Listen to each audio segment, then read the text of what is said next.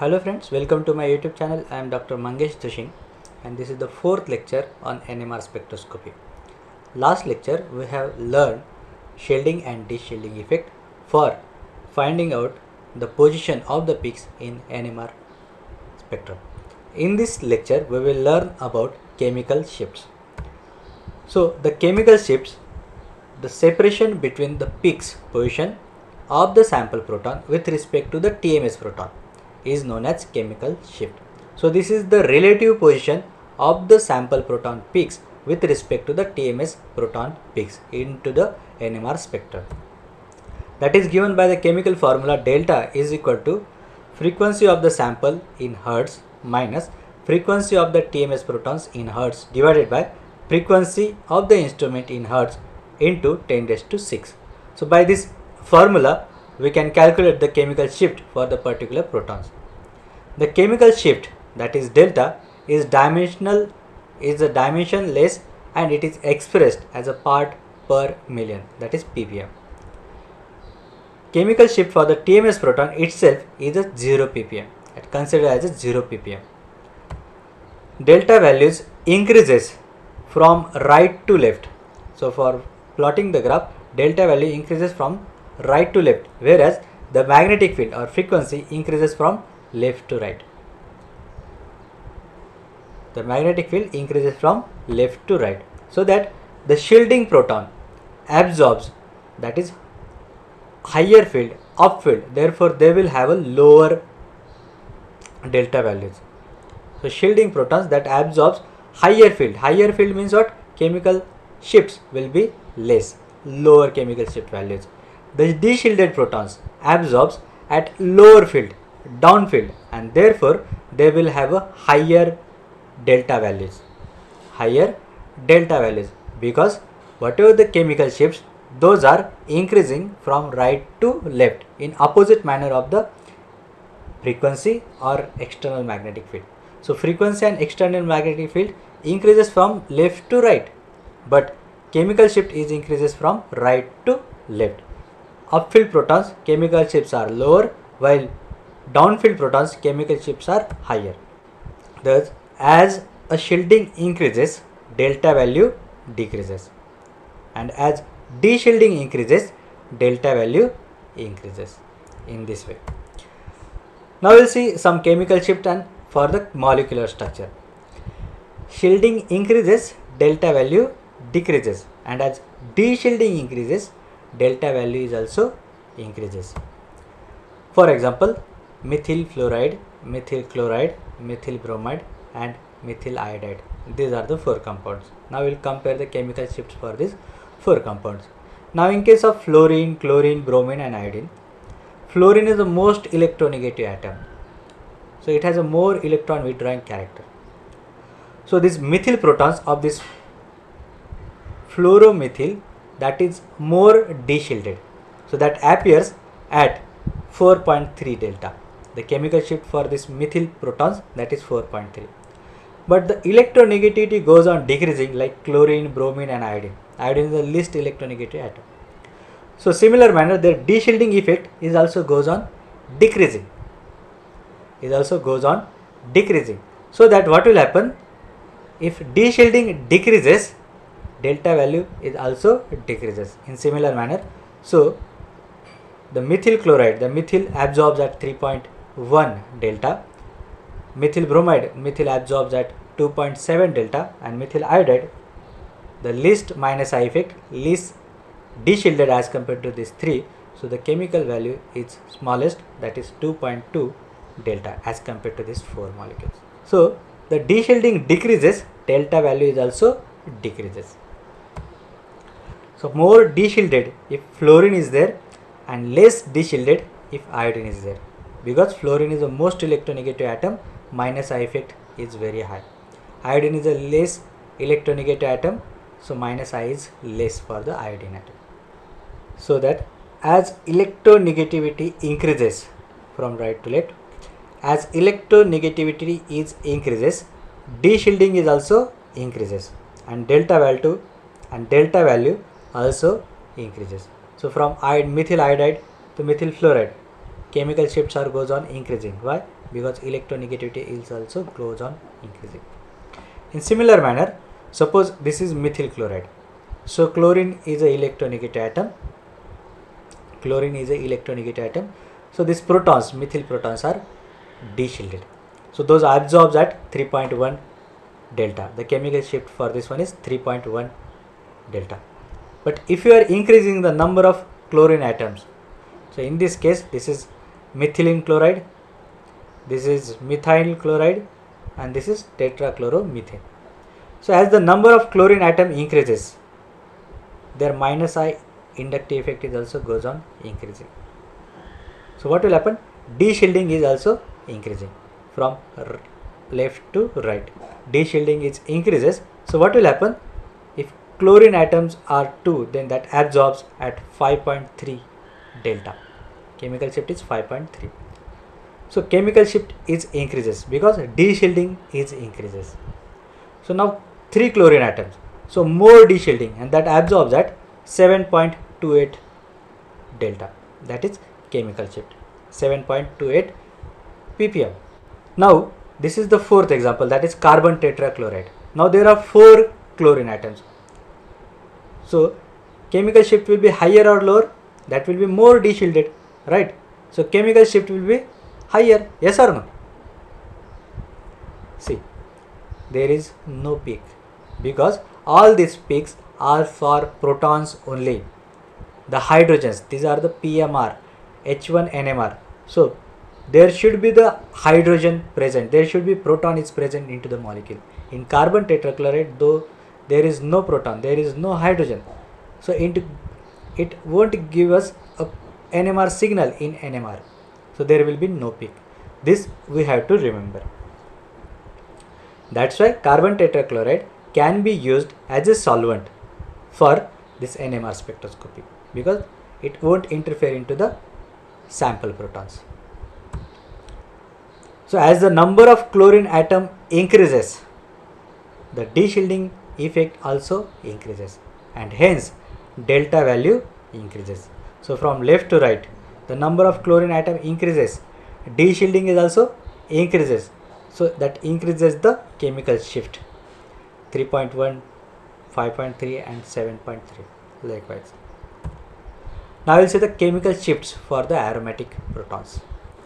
In a magnetic field, in an external magnetic field, the 6 pi electrons in a benzene circulates around the ring, creating a ring current. So these 6 pi electrons which are present into the benzene ring, aromatic ring, that circulates in presence of outer magnetic field, that circulates around the ring, and that creates a current, that ring current, that is called as a ring current. In this way, this is the benzene ring, these are the pi electrons, those are circulating around the ring. In presence of magnetic field, external magnetic B0, this electrons, circulating electrons, creates a ring current, creates a current that is called as ring current. Okay, and because of this ring current, they induce their magnetic field. This ring current induced their magnetic field. So this reinforces the external magnetic field in a vicinity of these protons. In a vicinity of these protons. So these protons are D-shielded. These protons will become D-shielded because of this ring current. It creates an induced magnetic field, and this induced magnetic field, whatever this proton present, in that case the induced magnetic field and external magnetic field are in a aligned direction, are in a parallel way. So this induced magnetic field reinforces the external field B0 in the vicinity of these protons, so that the protons are D-shielded and they absorbs at downfield at 6.5 to 8 ppm. The magnetic field induced by these moving electrons reinforces the applied magnetic field in the vicinity of these protons, and the protons thus feels a stronger magnetic field because they becomes D-shielded. So the higher frequency is needed for the resonance. Thus they are D-shielded and absorbs towards the downfield, low field. So the chemical shift value will be increased, that is delta is equal to 6.5 to 8 ppm. 6.5 to 8 ppm. So aromatic protons are more D-shielded as compared to the alkyl protons because of this ring current. Now in case of alkene protons now, so in a magnetic field, the loosely held pi electrons which are present into the double bond alkenes, that also creates a magnetic field. Because of this also produces a ring current, and that also produces a magnetic field that is called as induced magnetic field, and that reinforces the applied field in the vicinity of these protons. So see here, these are the pi electrons, pi cloud. In presence of external magnetic field, this pi cloud induces its own magnetic field, and that magnetic field is in align with the external magnetic field where these protons are lying. Alkene protons are lying in which the induced magnetic field and external magnetic field are in one line, parallel, aligned. So this induced magnetic field reinforces the external magnetic field in a vicinity of the proton. That's why these protons are de-shielded and absorption to the downfield at 4.5 to 6 ppm. So the protons now feel a stronger magnetic field. Thus the protons are de-shielded and absorbs towards the downfield. So the chemical value, so the chemical shift is around 5.4 to 6 ppm. So aromatic protons as well as these alkyl protons are more de-shielded because of this induced magnetic field of pi electrons. Now in case of acetylenic protons, the chemical shift of acetylenic protons, alkynyl protons. The magnetic field, in a magnetic field, the electrons of carbon-carbon triple bond, pi electrons, are induced to circulate. But in this case, the induced magnetic field is opposes the applied magnetic field. This is the difference in case of alkynes and aromatic protons.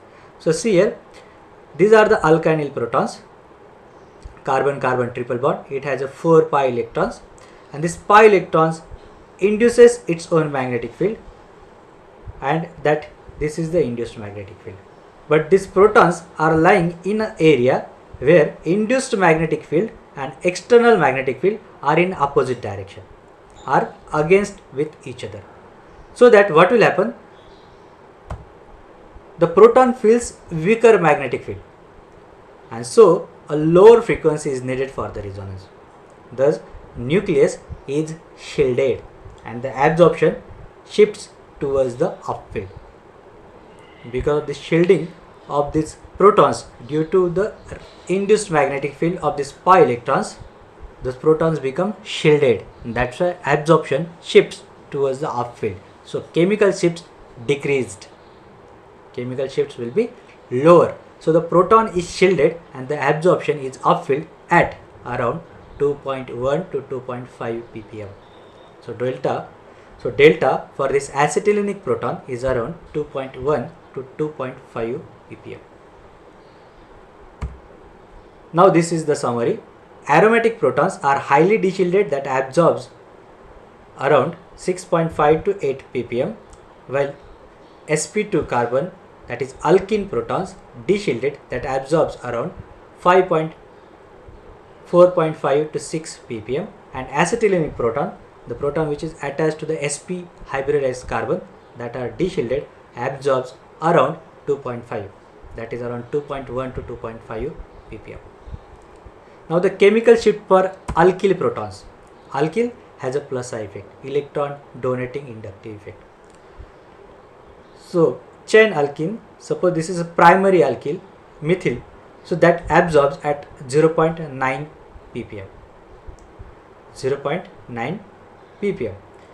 As the alkyl group increases, the substitution is also increases.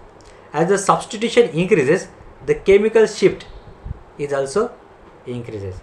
So primary hydrogen absorbs at 0.9 ppm, secondary hydrogen absorbs at 1.3 ppm, while tertiary hydrogen is around 1.7 ppm to 1.9 ppm, below 2.0 ppm. So in this way, the chemical environment, any electronic environment around the proton that shifts the chemical shift either towards the downfield or either upfield. Now we'll see the regions of these particular functional groups into the NMR spectrum. For example, this is the scale 0 to 12, delta value 0 to 12. At 0 there is a TMS. This is the standard material for assigning these chemical shifts of these all various functional groups. If lower chemical shifts, then those are upfield. As increasing the shielding, peaks moves towards the upfield. If increasing the deshielding, then peaks towards the downfield. If the downfield, chemical shifts are higher. Upfield, chemical shifts are lower. So the shielded protons absorbs at lower chemical shift towards the right, while deshielded proton absorbs at higher chemical shift towards the left. See the examples. sp3 hybridized carbon and hydrogen that absorbs around 0.9 to 1.5, maximum that is up to 2, but below 2.0. Then 1.5 to 2.5, there will be alpha protons. Alpha to the carbon-carbon double bond, alpha to the carbon-oxygen double bond, alpha to the carbon-nitrogen double bond. So this alpha proton absorbs in between 1.5 to 2.5, as well as acetylenic proton is also absorbs in between 2.1 to 2.5. So this region is for alpha protons and acetylenic proton, that is 1.5 to 2.5. So roughly this graph we should know. Then we can assign the spectrum for which compound that is given. 2.5 to 4.5, that is for the hydrogen to which the carbon is attached to the electronegative atom. Suppose that is alcohol, amine, alkyl halide. Then whatever the sp3 carbon hydrogens is there, where electronegative atom is that, they will absorb 2.5 to 4.5 ppm. The chemical shift is around 2.5 to 4.5 ppm. While the vanillic protons, those absorbs at around 4.5 to 6.5. The protons which is attached to the sp2 carbon that absorbs around 4.5 to 6.5 ppm. While from 6.5 to 8 ppm, that is for aromatic hydrogens. So the hydrogens which are attached to the aromatic rings, those will absorb 6.5 to 8 ppm. Aldehyde and acids protons will absorb from 9 to 12 ppm. For aldehyde that is 8 to 9 ppm, for acid that is 10 to 12 ppm. So likewise. So acidic and aldehydic are highly deshielded protons, those will absorb from 9 to 12. So in this way, this chart is very important for the learners to assign the NMR spectrum for various structures. The proton in a given environment absorbs in a predictable region in an NMR spectrum. So these are the protons and their chemical shifts. Roughly this table you should know. Just now we have seen the region in IR spectrum. Now these are the chemical shifts for particular protons. sp3 that is around 0.9 to 2, that is primary alkyl, that is around 0.9. Secondary hydrogens absorbs at 1.3 ppm. Tertiary hydrogen absorbs at 1.7 ppm. Alpha hydrogens of carbon-carbon double bond that absorbs around 1.5 to 2.5 ppm. Acetylenic proton absorbs near about 2.5 ppm, while the carbon which contains electronegative atoms and hydrogen, those hydrogens will absorb at 2.5 to 4 ppm. sp2 carbon, where protons are there, those protons absorbs 4.5 to 6 ppm. Aromatic protons absorbs from 6.5 to 8 ppm. Aldehydic proton 9 to 10. Acid, carboxylic acid 10 to 12, highly deshielded.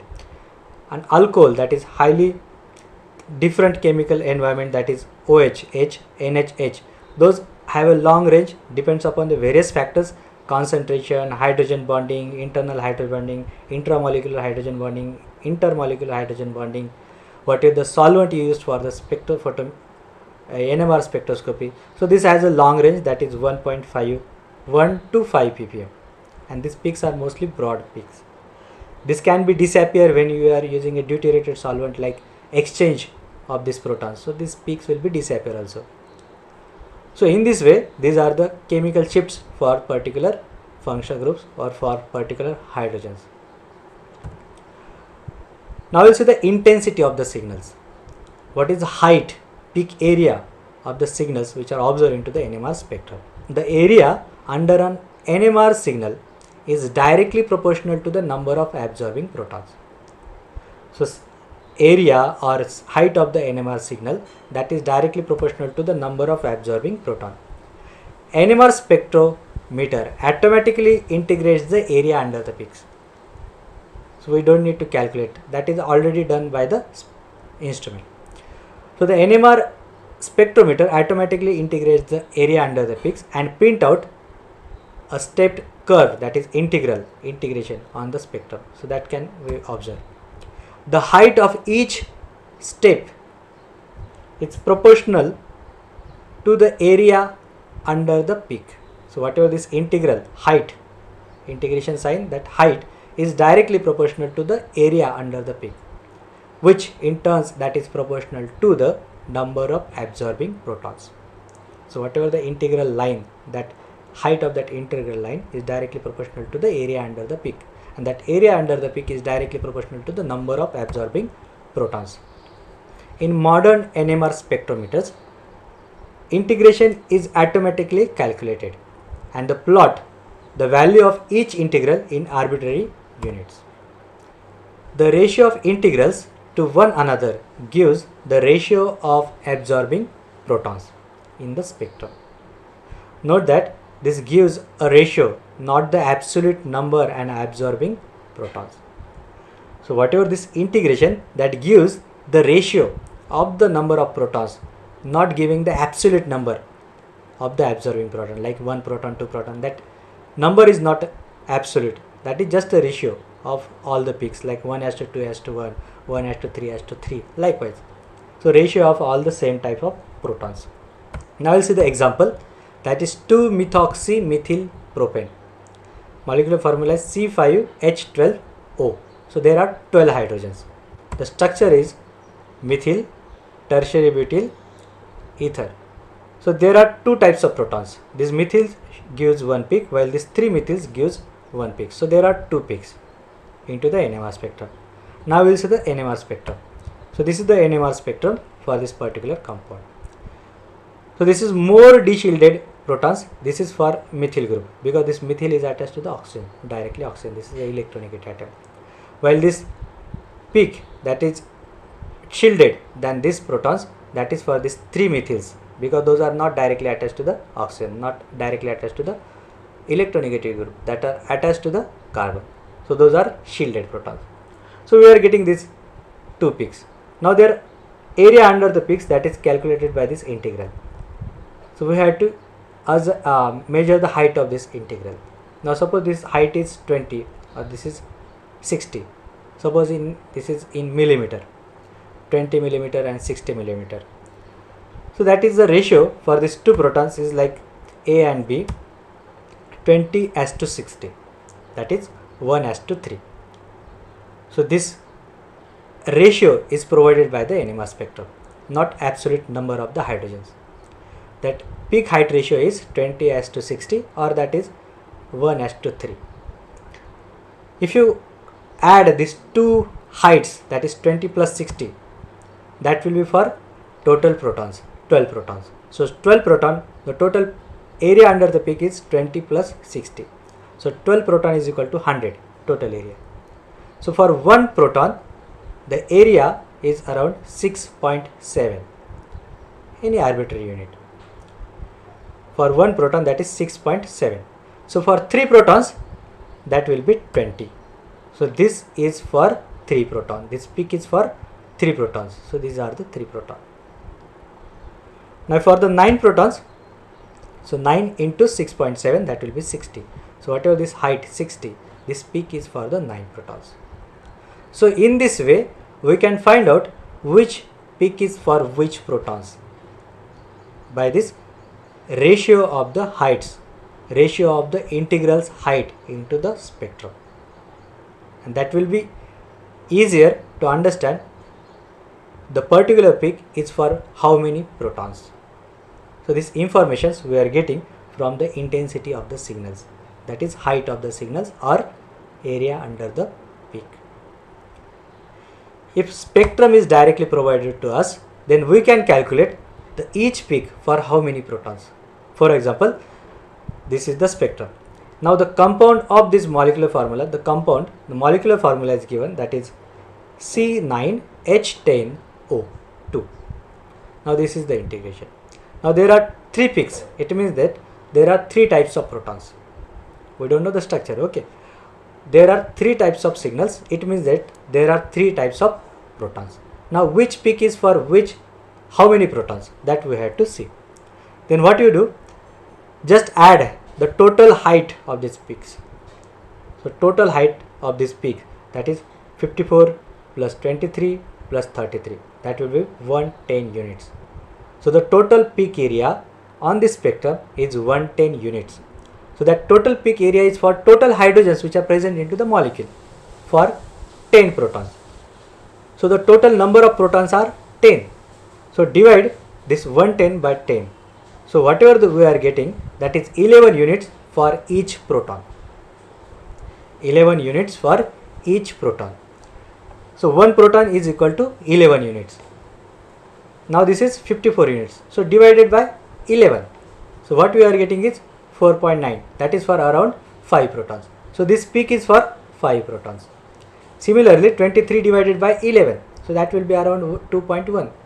So rounded, that is 2 point rounded up, that is for 2 hydrogens. So this peak is for the 2 protons, 2 hydrogens. Similarly 33 by 11. So that will peak for 3 protons. So this peak will be for 5 protons, 2 protons and 3 protons. So in this way we are getting the absolute number of the hydrogens if you know the molecular formula and if you know the integrals, that is intensity of the signals. In this way the NMR signals provides us how many numbers of protons, information of the particular peak is for how many protons. So in this lecture we have learned is chemical shifts, that is depends upon the chemical environment, electronic environment of that particular proton, and we have learned the intensity of the signals. So each signal is for a particular number of protons that we can calculate by using this technique. Thank you friends.